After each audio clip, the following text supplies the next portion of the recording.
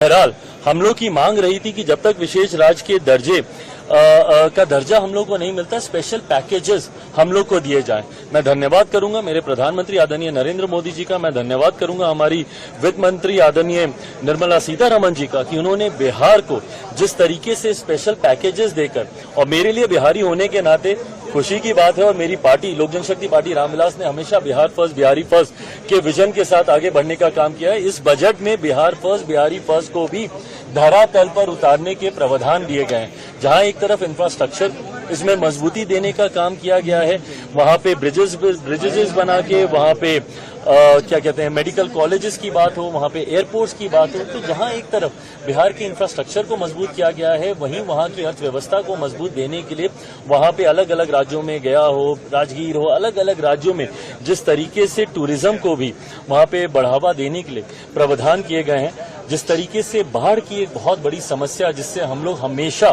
दशकों से हम लोग परेशान रहे हैं, उसके भी समाधान का जिक्र इस बजट में किया गया है। तो मैं मानता हूं बिहारियों के लिए ये बहुत खुशी की बात है और पूरी बिहार की जनता प्रधानमंत्री जी का धन्यवाद करेगी। बट ओवरऑल भी अगर इस बजट को देखा जाए तो पूरी तरीके से समावेशी बजट है। पिछले 10 सालों में भारत की अर्थव्यवस्था, एक मजबूत अर्थव्यवस्था का लाभ हमारे समाज के हर वर्ग को मिले, युवाओं को मिले, महिलाओं को मिले, किसानों को मिले, मध्य वर्ग के लोगों को मिले, इस बात का ध्यान भी इस बजट में रखा गया है। मैं मानता हूं कि एक बजट, ऐसा बजट जो युवाओं से जुड़ी सबसे बड़ी समस्या बेरोजगारी का भी जिक्र करता है। एमएसएमई सेक्टर को जिस तरीके से मजबूती देने की बात की गई है, इसमें एमएसएमई सेक्टर एक रीढ़ की हड्डी है हमारे देश की अर्थव्यवस्था को लेकर। तो मैं मानता हूं कि विकसित भारत के निर्माण में ये एक मजबूत नींव की तरह इस बजट को देखा जा सकता है। आप कह रहे हैं समावेशी बजट है, सारे सांसद जो निकले विपक्ष के वो तो कह रहे हैं आंध्रा बिहार का बजट है, ये सरकार बचाने वाला बजट है। इन लोगों को अगर अपने राज्य में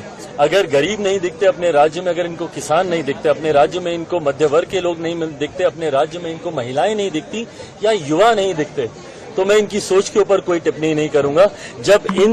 इस वर्ग का जिक्र किया गया तो इस वर्ग से आने वाले हर व्यक्ति, भले वो किसी भी राज्य में रहता हो, उसकी सुविधा का जिक्र किया गया। जब आम आदमी की आमदनी को बढ़ाने का